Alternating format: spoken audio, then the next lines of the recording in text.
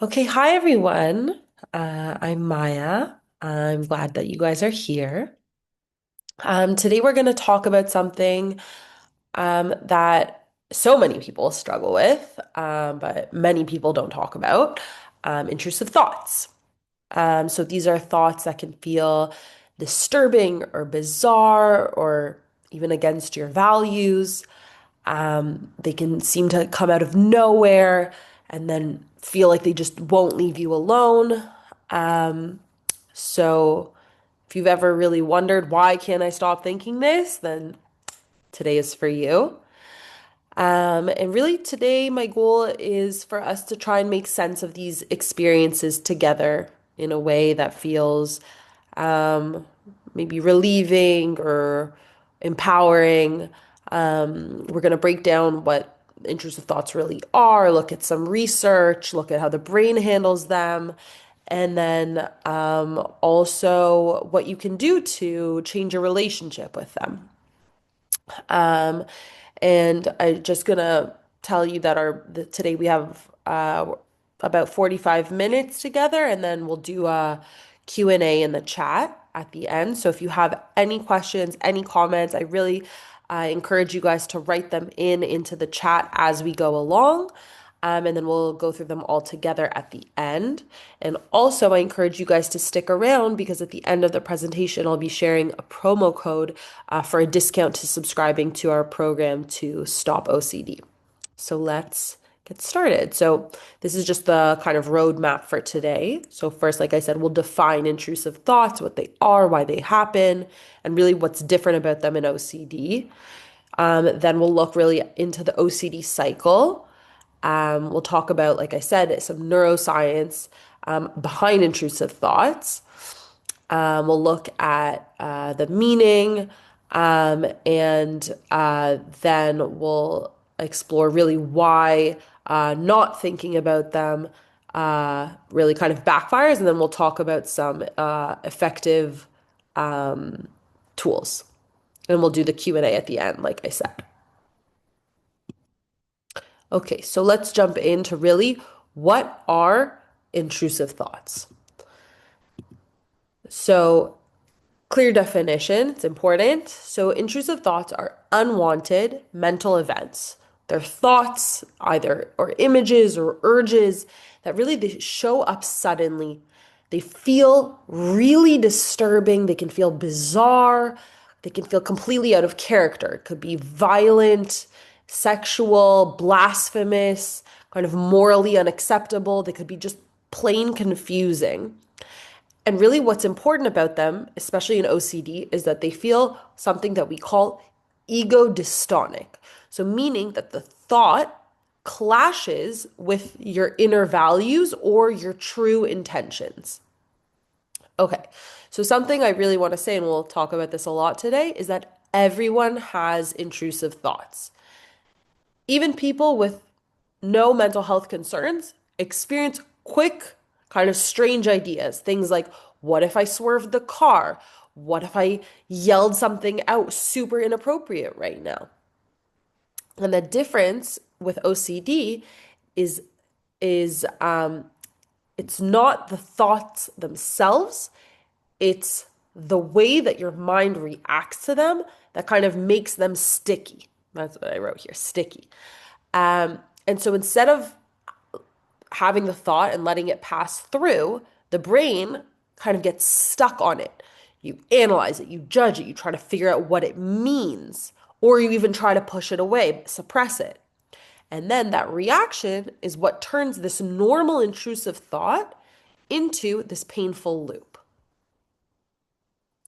So intrusive thoughts can show up in so many different forms, but actually the themes are pretty consistent across people and from different cultures. So some of the most common themes that have been found include harm or aggression. So things like, what if I hurt someone I love? Things about contamination or illness. So maybe worrying about germs or chemicals or becoming sick. Sexual or morally taboo thoughts. So thoughts that maybe feel inappropriate or disturbing or just really completely unacceptable to you. A different one, a theme is relationship and identity doubt. So maybe something like, what if I really what if I don't really love my partner? Or what if this thought means something about who I actually am? So, again, something that's important to say is that the content of the thoughts don't matter. It's the brain reactivity that actually matters. Because, again, these aren't thoughts that you choose, they don't reflect your character, your desires, your intentions. In fact, these often target the things that you care about the most, and that's why they feel so intense. So again, I just want to put a whole slide on this because this is very, very important. Everyone has intrusive thoughts. Intrusive thoughts are universal. Studies really show that nearly every person, regardless of age, culture, mental health, experiences, everyone has sudden thoughts that are odd or violent or sexual or rebellious or disturbing. And again, the difference with OCD is that people without OCD shrug them off. They might think, oh, that was weird, and then just move on with their day. But in OCD, the thought really hits differently. It feels threatening, it feels meaningful, it feels like something that I need to analyze or control. And that really shift is turns this simple, fleeting mental experience into the loop. Your brain tries to solve the thought rather than letting it pass. And often, people with OCD that learn that intrusive thoughts happen to everyone, they often feel a sense of relief, kind of like a softening of the shame. So, if you ever wonder, why is my mind like this? Really, the answer is that your mind is human and it's just reacting in a way that keeps the thought alive. So I personally can share that I don't suffer from OCD, but I have intrusive thoughts often, for example, while I'm driving or if I'm on my bike, of all of a sudden becoming in an accident or swerving. That's something that frequently happens to me. And I'm like, oh, that was weird. I don't want to do that. And I keep on driving or I keep on biking. Okay, so now that we've defined intrusive thoughts, let's talk about really what keeps them alive, and talk about what keeps them so repetitive and kind of sticky in OCD. So it starts with an intrusive thought, a trigger, something that pops into your mind, kind of a flash, an image, a what if. And on its own, this intrusive thought, it's meaningless. And again, what the difference here is how in OCD is how we interpret these thoughts when we see them as dangerous or meaningful or threatening instead of just kind of random noise of the brain. And then that interpretation, how we interpret that, if I were to, for example, interpret the thought that of an accident or swerving the car as, oh my gosh, that means that I actually want to get into an accident, that would bring a lot of feelings of distress or danger. Oh my gosh, what does that mean about me? What happens? So a lot of anxiety, panic, disgust, guilt, maybe just an uncomfortable feeling that something's wrong, something's not just right. And what does that do? That wakes up your nervous system. And then, in order to try and calm your nervous system down, you either avoid the trigger that caused the intrusive thought. Maybe I would avoid driving altogether. Or you can do a compulsion, something that you do to try and make yourself feel better. And often, because if we're talking about an intrusive, just simply just a thought, it could even be something mental. So maybe replaying a memory. So maybe I'm driving and I start to replay myself, I don't know, passing my driver's exam or analyzing my intentions and I start to tell myself all the reasons why I wouldn't want to get into an accident. Maybe checking for reassurance. Maybe if I ask the whoever I'm driving with or call somebody, right? Like I'm an okay driver, I'm good. Maybe trying to cancel out the thought, bring to mind something positive, or avoiding triggers altogether. And then that compulsion or avoidance brings about relief. The anxiety drops. You end up feeling safer. But that moment of relief is very short lived and it teaches the brain something very specific, that the thought was dangerous. And the only reason that I'm okay is because I did this compulsion.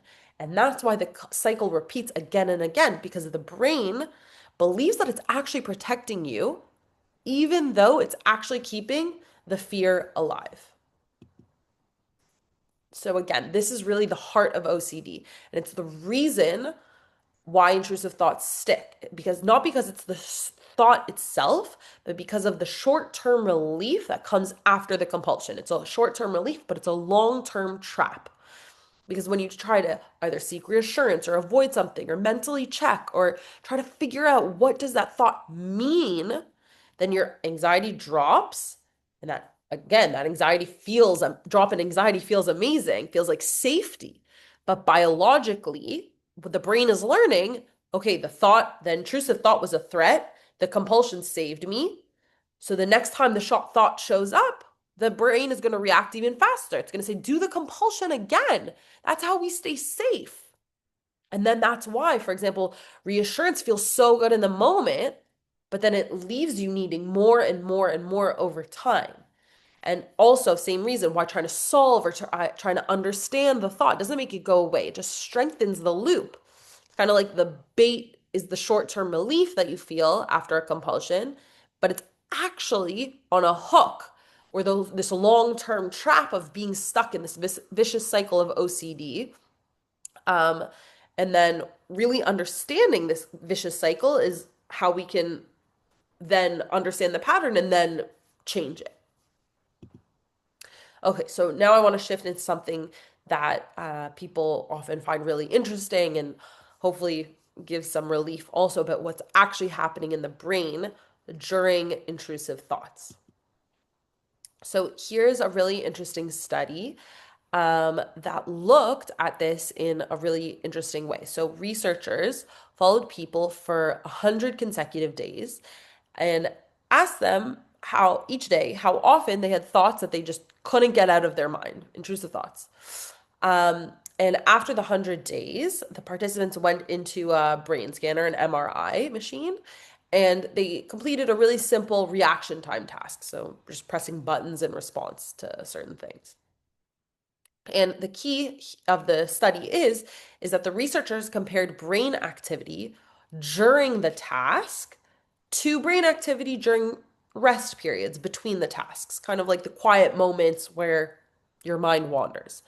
And really, the question that they wanted to know is, do people who have more frequent intrusive thoughts have a different kind of like brain signature even when they're not being triggered? And the answer that they found was yes. And the brain patterns that they saw was actually really consistent. So they found here two regions that stood out really clearly. So the first is the left inferior frontal gyrus, but it's also known as the Broca's area. And Broca's area is where the brain it produces language. So it's kind of like, say, it could be in this way, we could think about it like your inner speech, the voice in your head. And then the second area that stood out was the cingulate cortex. And this region actually monitors things like conflict, evaluating errors, kind of detects when something feels wrong. And so what was really interesting is that these two areas were more active during rest periods, not during the actual task.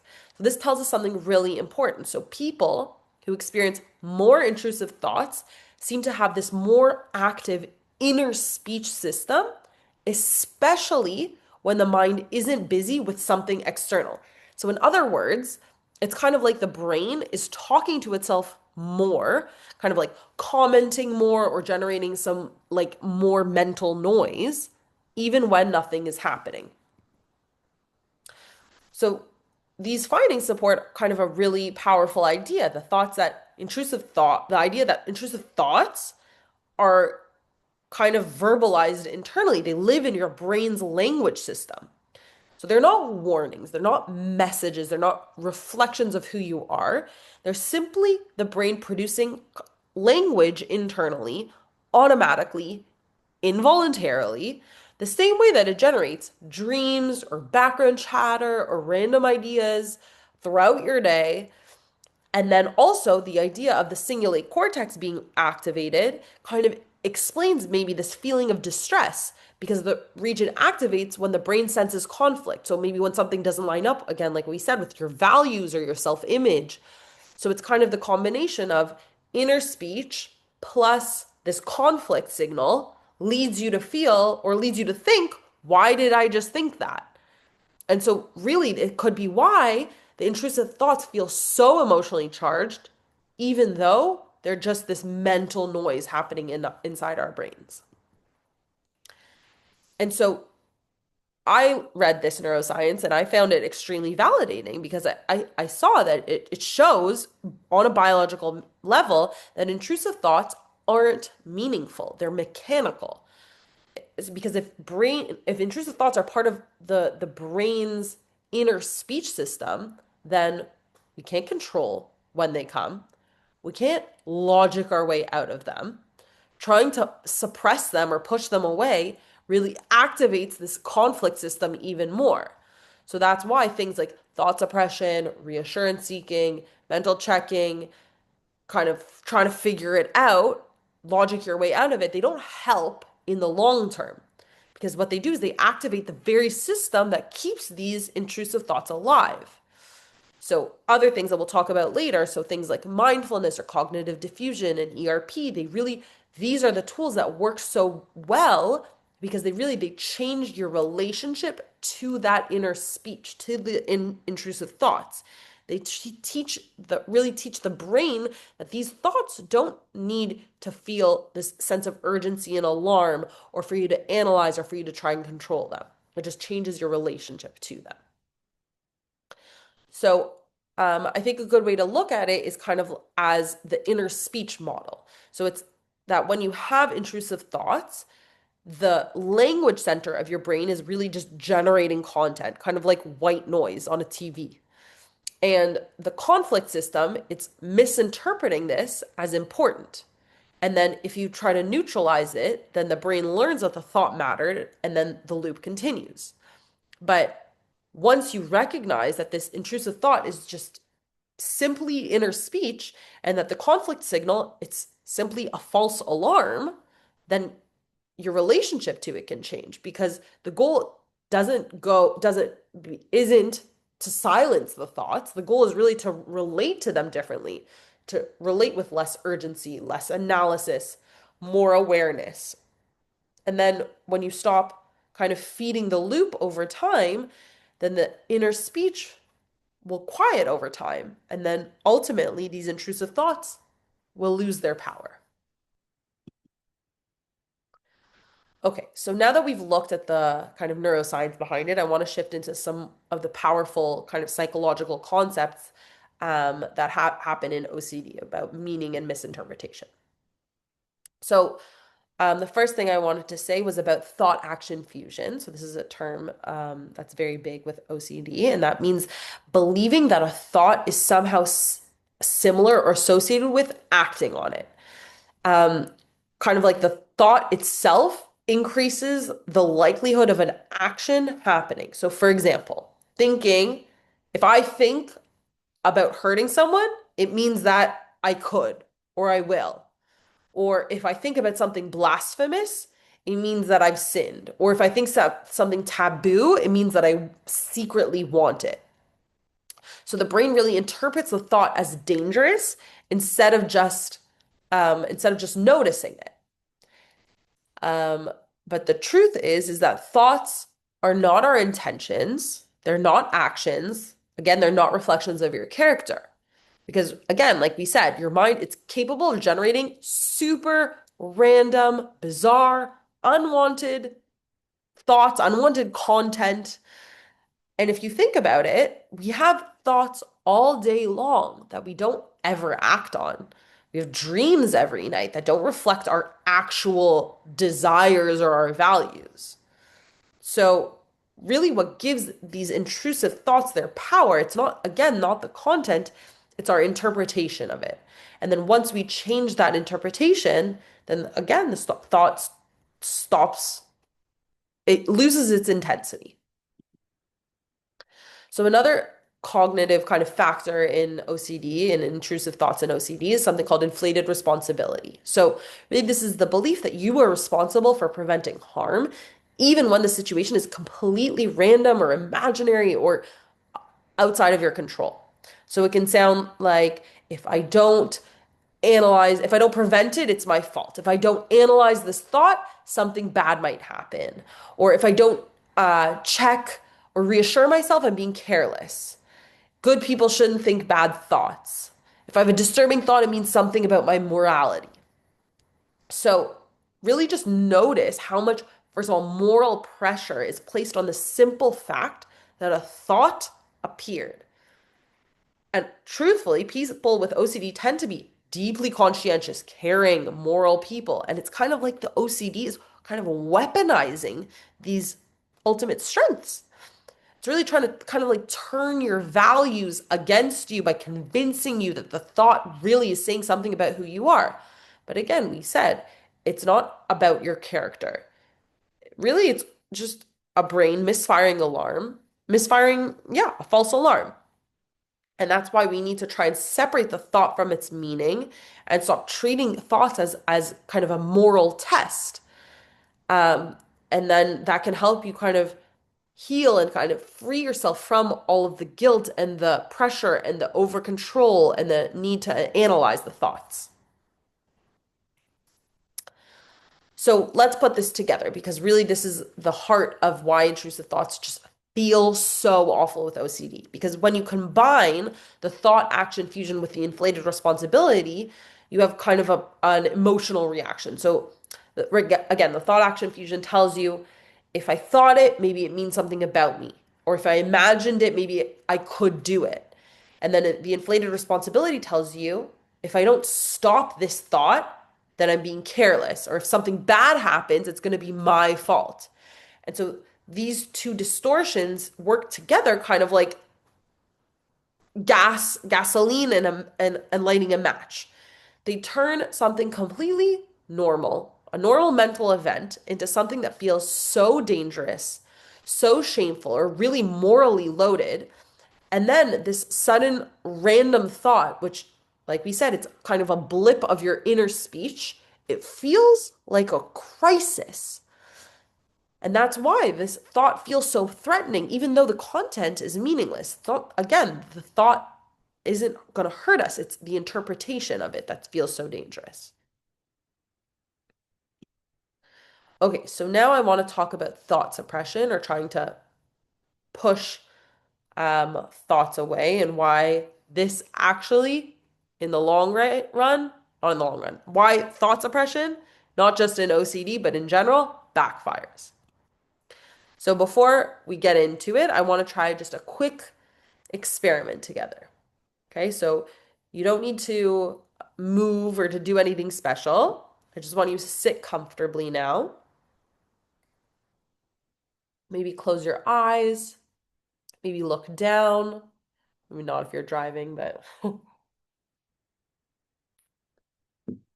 just follow along. So for the next 30 seconds, I want you to try to do one thing. Try not to think of a white bear.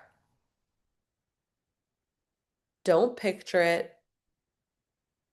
Don't imagine it.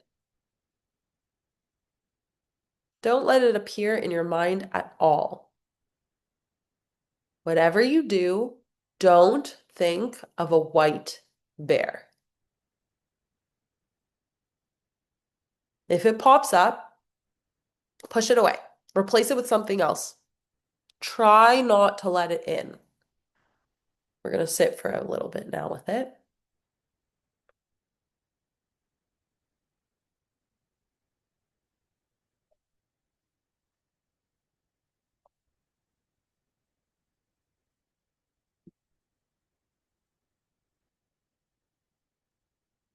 Okay, you can stop. Okay, so now I want to ask you guys something and really feel free to share if your experience in the chat if you feel comfortable. But how many white bears did you think about? Does anybody want to share right in the chat?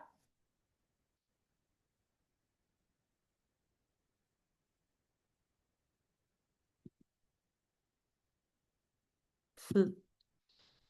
Okay. So I can say the first time that I did this, I thought of many white bears.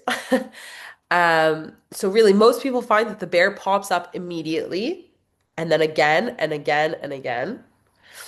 And that's exactly why intrusive thoughts, what happens with intrusive thoughts? This is what they do when we try to suppress them.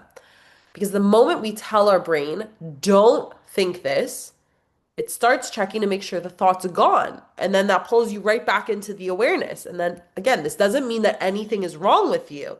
That's simply how the human mind works. Oops. Okay, so we all just tried to not think of a white bear for 30 seconds. And for most people, the bear shows up instantly. Even if you pushed it away, probably comes right back. Not because, again, this white bear is meaningful, not because you secretly wanted to think about it. It comes back because you tell your brain not to think it. Because when you try to block a thought, your mind actually has to search for it, to monitor for it, to check whether it's gone. And that searching pulls the thought right back kind of into the spotlight. So, this is really why suppression actually backfires because the brain monitors for the thought. The monitoring actually means that you're paying attention. The attention makes the thought feel louder, and then it creates a loop. This whole loop really reinforces the idea that the thought is dangerous, that we need to the very thing that we do to feel safe, that we try and push the thought away, is really the thing that makes the thought bounce back stronger. Again, not because the thought matters, because the strategy does. Because when we're trying to control thoughts directly, we end up feeding them. And that's exactly why intrusive thoughts can feel so persistent. But the good news is that once we stop using suppression, the mind stops scanning so intensely, and then the thoughts begin to settle on their own. So, again, just to understand why suppression feels like an emergency, we need to talk a little bit about what the brain's doing. So, remember the cingulate cortex from the study? So, when that's the part, really the part of the brain that monitors for conflict, for mistakes, for danger. So when you try to suppress a thought, it sends a message, this thought is dangerous. Pay attention, make sure it doesn't come back. And the brain really interprets this as as a threat signal and it kind of like turns up the alarm. So instead of calming you down, your mind actually becomes hyper vigilant, hyper focused, hyper alert, hypersensitive, constantly scanning for danger. And this intrusive thought becomes ultimately louder, again, not because it's important, but because your brain thinks it needs to protect you. And this is the cycle where the thought feels like an emergency, even though it's only, not only, even, yeah, because it's a mental event. It's just a mental event. And again, the good news is once we stop feeding this alarm system with suppression, avoidance, compulsions, it calms down gradually. The thought loses its urgency. The brain stops kind of flagging it as a danger. And that's exactly where this opening of where treatment really works best.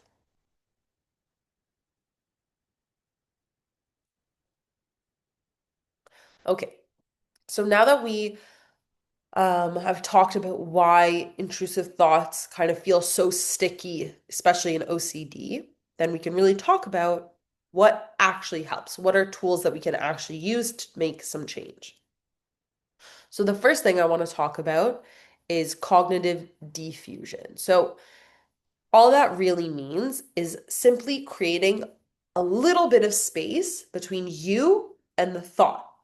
So, instead of treating the thought as truth, you notice it kind of as a mental event. And one of the easiest ways to do this is simply by adding the phrase to yourself in your mind, like we said with the inner speech. You say, I'm having the thought that. So you add that in before anything. So with my example of driving and then all of a sudden swerving and being in an accident, I would say to myself, I'm having the thought that I'm swerving the car, or I'm having an image popped up that. So instead of going into this loop and having the mind being in the loop of this means something about me, the mind shifts to this is just a thought that my mind produced. And really, what's so powerful here is it turns this judgment, this interpretation of this intrusive thought into an observation. And this observation helps the thought feel less personal, less urgent, and then it becomes easier to let the thought pass without engaging with it. And that's what's so important with OCD is that we engage, like I said, with the thoughts. And so rather than that, to create the little space with cognitive diffusion helps us let them pass.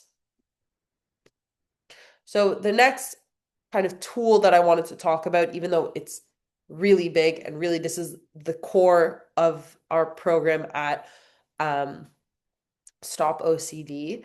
And really, it is the gold standard of treatment for intrusive thoughts and in general with OCD. But ERP essentially works by doing two things. First, exposure. So ERP is exposure and response prevention. And so the exposure is you face the thought or image or fear directly.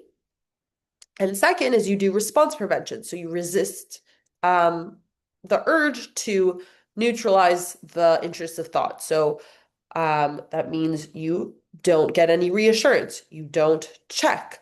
You don't analyze the thought. You don't push it away. Instead, you allow the thought to be there without responding. What happens there is at first, anxiety spikes, anxiety rises. That's normal. But very quickly, something powerful happens is if you're not doing the if you're not doing the compulsions, by preventing your responses, the anxiety drops on its own. And this is where the learning happens, that you teach the brain, oh, I didn't do the compulsion and I'm still safe. And then when this happens repeatedly, the brain updates kind of itself, updates its prediction. And then the intrusive thought stops being treated as dangerous.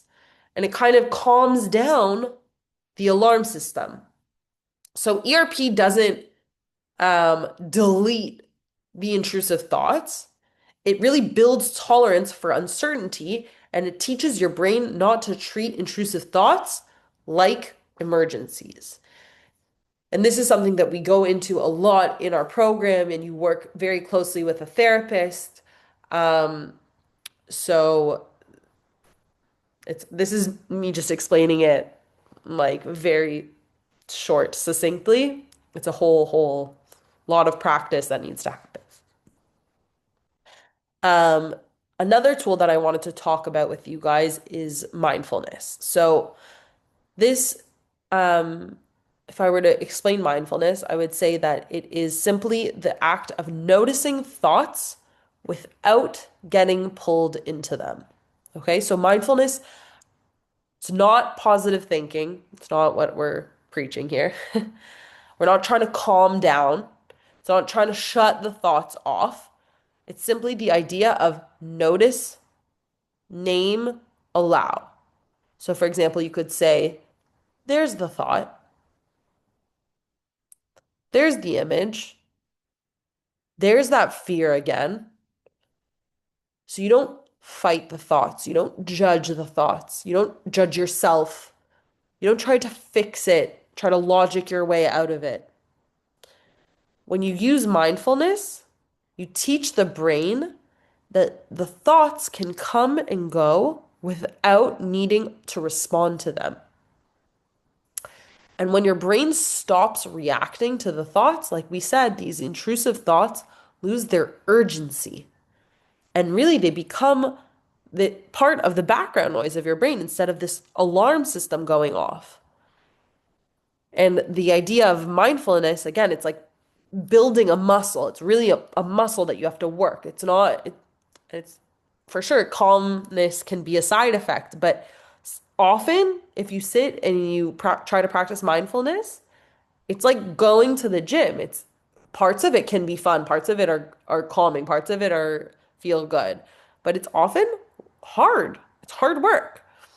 And it's a skill, and it really helps build the emotional muscle that's needed for ERP because it really helps you tolerate discomfort without being sucked into the OCD cycle.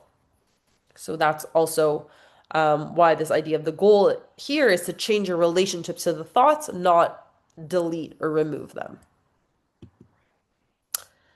And before we wrap up kind of this tools section, I really want to talk about something that unfortunately gets overlooked a lot in OCD treatment. So that and it's self-compassion. So intrusive thoughts almost always come really bundled with shame. So either shame for the thought itself, shame for your reaction, shame for I can't control my mind, things like that. And really shame shuts down the exact parts of our brain that we need for learning, for creativity, for flexibility. And the shame makes the alarm system louder. It makes your compulsions feel more urgent. It really makes the intrusive thought feel more dangerous. So self-compassion, I really want to underline this, that self-compassion isn't about being soft or being permissive. It's really about saying to yourself, this is hard. I didn't choose to have this thought. And I can respond to myself with care instead of with fear. And so if you soften kind of the self-judgment here, it helps to calm the nervous system. And when your nervous system calms down, your alarm system calms down in your brain, and your intrusive thoughts end up start to lose their urgency, their fuel. So I just want to touch on the different components of self-compassion. We actually have a whole webinar on this if you want to look into it more. But self-compassion has three main components. So first of all, mindfulness that we just talked about, really essentially just noticing and naming what's happening. Then there's the element of common humanity. Um, so common humanity is really acknowledging really that it's something that happens to everyone, really remembering that we're not alone. And then self-kindness. So offering yourself warmth, not being judgmental towards yourself. So in practice, self-compassion in OCD looks something like this. So maybe noticing that you're suffering in the moment, noticing that you just had an intrusive thought that's really hard. Acknowledging in common humanity that intrusive thoughts happen to everyone, they're universal.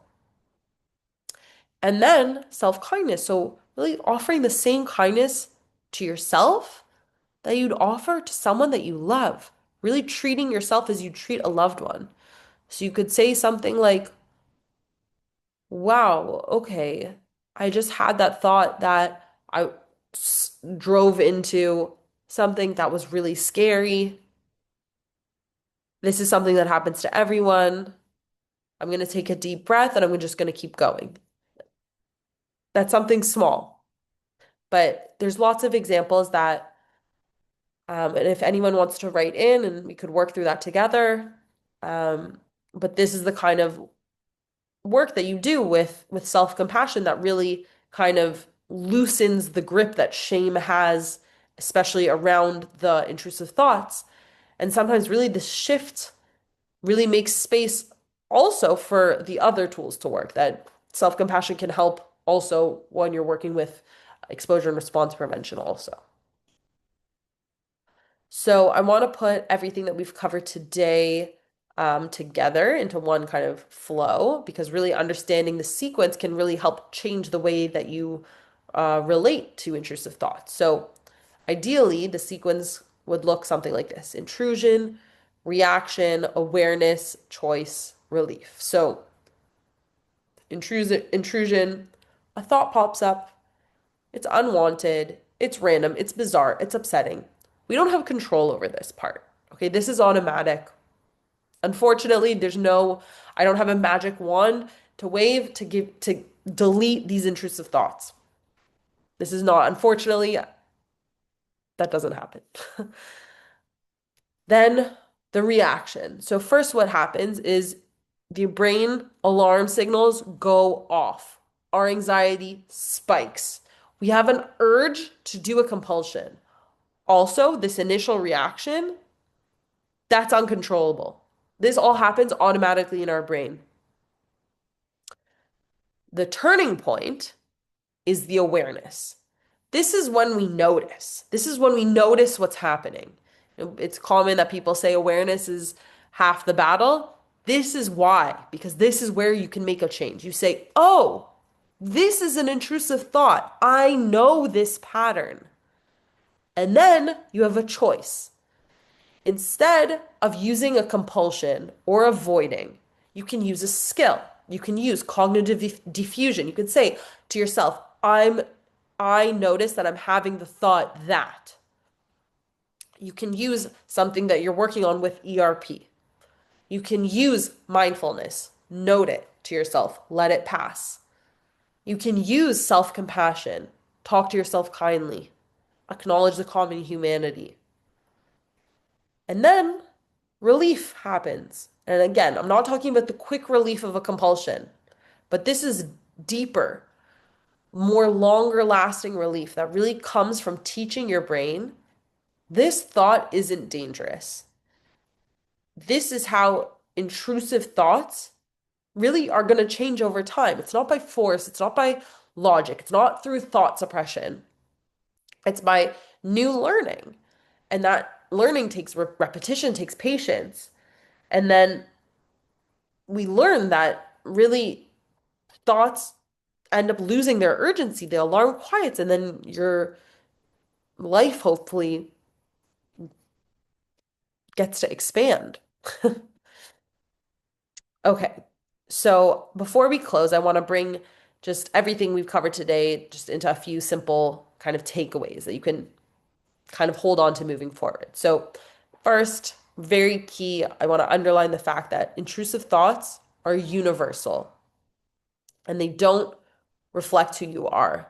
They happen in every human mind. They really say nothing about your character or about your intentions. The second thing is what makes intrusive thoughts feel so disturbing isn't the thought itself, it's the meaning and the reaction. It's the meaning that your mind attaches to the thought and the way that you react, not the content of the thoughts. And then when we work on shifting the meaning and using the tools, the intensity of them, of the intrusive thoughts, shifts as well.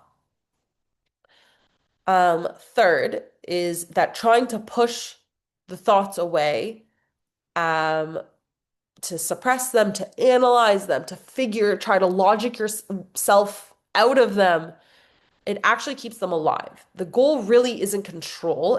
The goal is to allow the thought to come and go like a wave passing by without engaging with it. And then fourth, I wanted to say that really just again highlight the skills. So awareness, acceptance, cognitive diffusion, mindfulness, non-reactivity. So things from exposure and response prevention, they really help interrupt the OCD cycle. And when you stop doing the things that accidentally reinforce the fear, then the thought ultimately loses its power. And then finally, just to say that with the right tools and a compassionate approach, the intrusive thoughts, they lose their intensity, they become less sticky, less scary, and far less controlling and consuming. So really, I just wanted to underline and emphasize the fact that change is possible, and you are not your thoughts. You are the awareness, noticing your thoughts. So I just wanted to say, remind you guys about our free resources. So first of all, our website is stopocd.com, And then you can definitely check us out on Facebook, Instagram, X, YouTube, TikTok. What and yeah, these are our social media. I really want to encourage you guys to follow us because these are really great opportunities for community. These are really, really comprehensive centers for information, for treatment options. So definitely follow us there. And I wanted to provide you guys with, first of all, my contact questions if you have anything after this, if you want to ask something more private, something more clinical, shoot me an email, maya@helpingminds.com. And if you have any questions about the program, about joining, you can definitely contact our customer support at support@stopocd.com. And like I promised, here's a $100 discount for joining for the first month. You can use the promo code PROWEB100. So definitely check that out. Oop. Now I want to get to, whoop, how do I get to? Hang on. Here we go. Our Q&A. So somebody asked, sorry if will the slides be available after the session? I was trying to take notes, but I missed the ending of some slides because I was trying to, yes. So definitely this recording is is going to be sent around to everyone that signed up, and that includes the slides, and it'll also be available on our YouTube channel. So if you missed the email, also don't worry.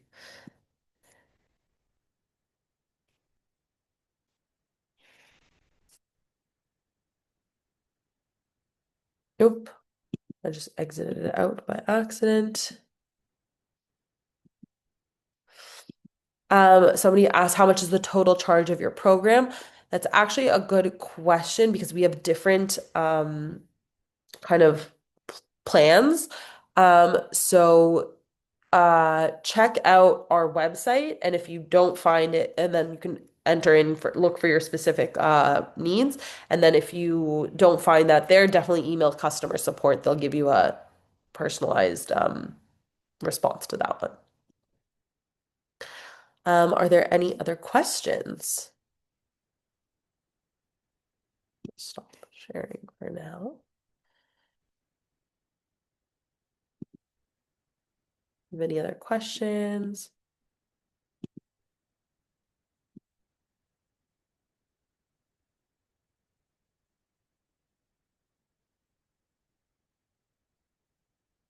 Does anybody want to share some of their experiences that they had trying to work with? Here I see now. So, okay, great. I'm happy you enjoyed. What's the best way for a teenage 13-year-old for OCD treatment? So that's a good question. So our program, we typically suggest, I believe, 14 years old is our cutoff because our program is specifically text-based. So you're working with a remote therapist, and you're going through a lot of psychoeducation in reading and responses and doing exercises. So it depends on your child's literacy level, and you could email customer support again, if you think that it is maybe appropriate, but definitely for a 13-year-old, would it be important to start with working with a therapist in some way? So to definitely start with learning about OCD, gaining some psychoeducation, and then like I said, exposure and response prevention, it's the gold standard. It really is what works best. And what's so beneficial about our program is that we combine the tools of exposure and response prevention of ERP together with a lot of tools from act of acceptance and commitment therapy, and these are all based in CBT and cognitive behavioral therapy research, evidence-based tools. And so that's what's so beneficial about that. So I would, again, just to summarize, if you feel like your child is at a good literacy level, then maybe you could email the customer support and consult with them. But if not, then I would definitely suggest working with a therapist uh, in your city, in your town. Do we have any more questions?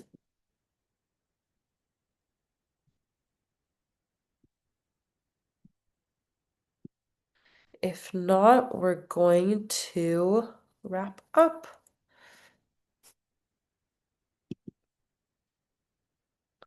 All right, thanks everybody. If you have any more questions, don't hesitate to email.